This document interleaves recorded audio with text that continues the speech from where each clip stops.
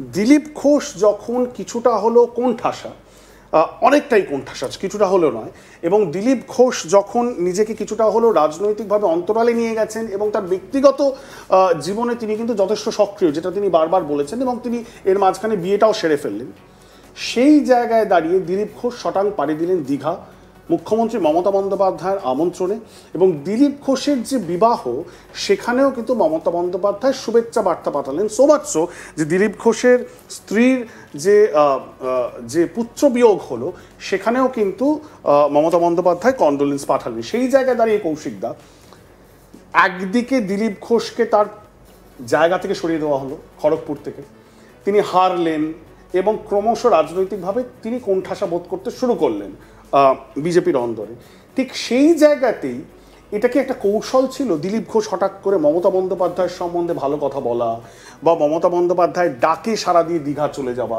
এটা কি তিনি ইচ্ছা করেই কেন্দ্রীয় নেতৃত্বকে, রাজ্য নেতৃত্বকে একটা বার্তা দিচ্ছিলেন যে আমার এখনো পর্যন্ত একটা ফ্যান ফলোয়িং রয়েছে, এখনো মিডিয়াতে আমারকে নিয়ে জল্পনা চলে এবং তুখোড় জল্পনা চলে, আমি এখনো সংবাদের শিরোনামে এখনো দিলীপ ঘোষ রয়েছে, তিনি ফুরিয়ে যাননি। সেই জায়গায় দাঁড়িয়ে আমাকে যদি পার্টি থেকে ব্রাত্য করা হয়, তাহলে দেখো অন্য দল এবং তৃণমূলের নেতা মন্ত্রীরা সারাক্ষণ ধরে দিলীপ ঘোষকে একটা ফিলার্স দিচ্ছেন, আহ্বান জানাচ্ছেন, তাহলে অন্য দলে কিন্তু আমার এখনো সেই রেসপেক্টের জায়গাটা রয়েছে, সেইটাকে তিনি বোঝাতে চেষ্টা করছিলেন। একদমই এটা চূড়ান্ত রণকৌশল। দিলীপ ঘোষের গ্রহণযোগ্যতা কতটা সেটা দিলীপ ঘোষ বারবার প্রমাণ করতে চাইলেন, এবং দিলীপ ঘোষ কোণঠাসা হয়েছেন দলের মধ্যে মনে করছেন, অন্যদিকে তার যে বিশ্বাসযোগ্যতা এবং গ্রহণযোগ্যতা সেটাও যে অন্য দলের কাছে রয়েছে সেটাও কিন্তু দিলীপ ঘোষ একবার প্রমাণ করলেন। যে মর্নিং ওয়াক প্রাতঃভ্রমণে গিয়ে বারবার বলা 21শে জুলাই তিনি কি করছেন। এই প্রসঙ্গে আরেকটা জিনিসও বলার দরকার, যেখানে প্রধানমন্ত্রী আসছেন সেই কেন্দ্রটি কিন্তু দিলীপ ঘোষের কেন্দ্র ছিল গত লোকসভায়, এবং সেবারও প্রধানমন্ত্রী এসে দিলীপ ঘোষ কত বড় মাপের নেতা সেটা কিন্তু ব্যাখ্যা করেছিলেন এবং জনমানুষের সামনেই ব্যাখ্যা করেছেন। আর দিলীপ ঘোষ, শ্রমিক ভট্টাচার্য রাজ্য সভাপতি হওয়ার পরে দিলীপ ঘোষের দিল্লি যাত্রা এবং সেখান থেকে এসে প্রধানমন্ত্রীর মঞ্চে তিনি থাকবেন কিনা এই প্রশ্ন বারবার বঙ্গ রাজনীতিতে আলোচনা হয়ে আসছে, কিন্তু যেটা জানা গেল কিছুক্ষণ আগে দিলীপ ঘোষ আলটিমেট থাকবেন, আগের দিন চলে যাবেন।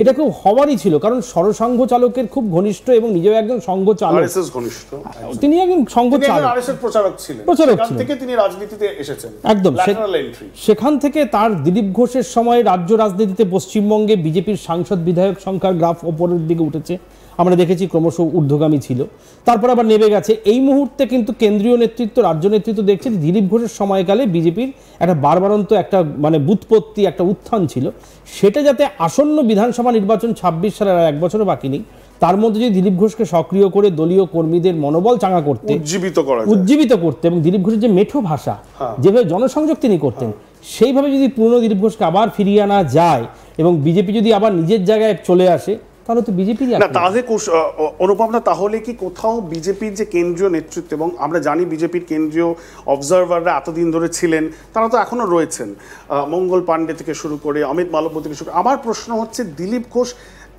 তাদের অবস্থানও কি তাহলে বদল দেখতে পাবো? কারণ যারা অবজারভার ছিলেন তারা তো দেখছেন, তারা এই পুরোটাই দেখেছেন, তারা 21 থেকেই ছিলেন।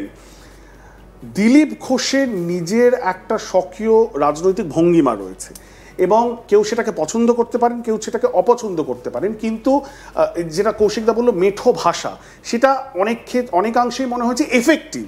কারণ দিলীপ ঘোষ যে ভাষায় কথা বলেছেন তাতে যে গ্রাসরুট লেভেলের যারা বিজেপি কর্মীরা তারা উজ্জীবিত হচ্ছিলেন। কোথাও গিয়ে ওই 1 কোটি সদস্য পদ বাড়াবার প্রচেষ্টা, সেটা বারবার হোঁচট খাওয়া বিগত লাস্ট আমি জানি না 6-7 মাসে বিজেপির ক্ষেত্রে যেটা হলো, কোথাও গিয়ে কি কেন্দ্রীয় নেতৃত্ব একটা জিনিসকে অনুধাবন করতে তারা সক্ষম হয়েছেন যে একেবারে তৃণমূল স্তরে, বুথ স্তরে বিজেপি তাদের সংগঠনকে শক্তপোক্ত করতে পারছে না, এবং তাদের দিলীপ ঘোষের মতো একজন মানুষকে দরকার যিনি সেই কাজটা কিছুটা হলেও সাকসেসফুলি করে দেখিয়েছিলেন? দেখো, একটা চেঞ্জ তো হয়েছে, চিন্তা ভাবনা একটা চেঞ্জ হয়েছে, যেটা 21-এ মঙ্গল পাণ্ডে বা সুনীল বনসাল ছিলেন না, ওনারা পরে এলেন একটু পরে, তারপরে 24-এর ইলেকশন হলো, তার মাঝামাঝি 1-2 ইলেকশন হলো, বাই ইলেকশন হলো অনেকগুলো, কিন্তু সেইভাবে তারা কিন্তু বিজেপি উত্থানটা করতে পারেনি। তো সেই ক্ষেত্রে বারবার চিন্তা ভাবনা হচ্ছিল কিভাবে বিজেপিকে এগিয়ে নিয়ে যাওয়া যায়। সেই ক্ষেত্রে এই যে প্রথম একটা পদক্ষেপ যেটা আমরা দেখতে পেলাম, যেটা আমি মনে করি সেটা হলো শ্রমিক ভট্টাচার্যকে নয়া সভাপতি করার পেছনে যে একটা চিন্তাভাবনা ছিল যে বাংলায় একটা এমন একটা বুদ্ধিজীবী বাঙালি একজনকে রাজ্য সভাপতি করার যে চিন্তাভাবনা, সেই চিন্তাভাবনা থেকেই এই নতুন রণকৌশল বা নতুন একটা চিন্তাভাবনা শুরু হয়েছে, যেখানে একটা সংঘবদ্ধ বিজেপি। পরিবর্তনটা কি করে আসলো? মানে একটা তো সংঘবদ্ধ বিজেপি, সেটা গুরুত্বপূর্ণ। এই সংঘবদ্ধ বিজেপি দিলীপ ঘোষ ছাড়া পসিবল নয়।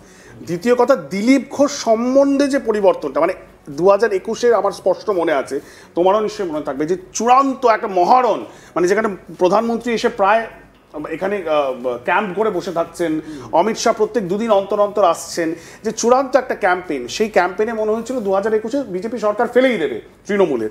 তারা পারলেন না, তারা 77-এ আটকে গেলেন, এবং তখন থেকেই মনে হচ্ছিল যে একটা স্কেপ গোট খোঁজা, কারোর ওপর একটা অ্যাকাউন্টেবিলিটি দায়িত্ব দিয়ে, যে তার জন্যই হয়েছে। সুতরাং দিলীপ ঘোষ, তিনি রাজ্য সভাপতি ছিলেন, জিততে পারেনি বিজেপি, 77টি সিট তারা পেয়েছেন, তিনি রেসপন্সিবিলিটি নিয়ে তাকে সরিয়ে দেওয়া হলো, হুইচ ইজ ফেয়ার এনাফ। কিন্তু এই যে দিলীপ ঘোষের যে একটা কার্যকারিতা রয়েছে বিজেপির মধ্যে, তাকেও যে দরকার, এই দরকারটা হঠাৎ করে বিজেপি এখন অনুভব করছে কেন? আর কয়েক মাস আগে তো তারা অনুভব করছিল না। তারা তো দিলীপ ঘোষকে সাংগঠনিক পদ, সব দিক থেকে তো তারা একেবারে ব্রাত্য হয়ে গেছিল দিলীপ ঘোষ, এবং সেটা তো কেন্দ্রীয় নেতৃত্ব জানতো। কেন্দ্রীয় নেতৃত্বের শিলমোহর ছাড়া কি দিলীপ ঘোষের সিট পরিবর্তন হয়েছে? কেন্দ্রীয় নেতৃত্বের শিলমোহর ছাড়া কি দিলীপ ঘোষকে এতটা কোণঠাসা করা হয়েছে? এইগুলো তো কেন্দ্রীয় নেতৃত্ব সব জানতো। তাহলে কি এমন ঘটলো যে শ্রমিক ভট্টাচার্যকে রাজ্য সভাপতি করা হলো, এবং তার সাথে মিটিংয়ের পরেই এখন দিলীপ ঘোষকে আবার মেইন স্ট্রিমে টেনে আনার প্রচেষ্টা হচ্ছে? মানে পরিবর্তনটা কেন আসলো বলে তোমার মনে হয়? দেখো, এর পেছনে একটা যেটা বড় একটা এফেক্ট বা রিজন আছে, সেটা হচ্ছে আরএসএস এর প্রভাব। যদি তুমি দেখো 2021-এর পর থেকে কিন্তু অনেকটা কমে গেছিল বঙ্গ বিজেপিতে।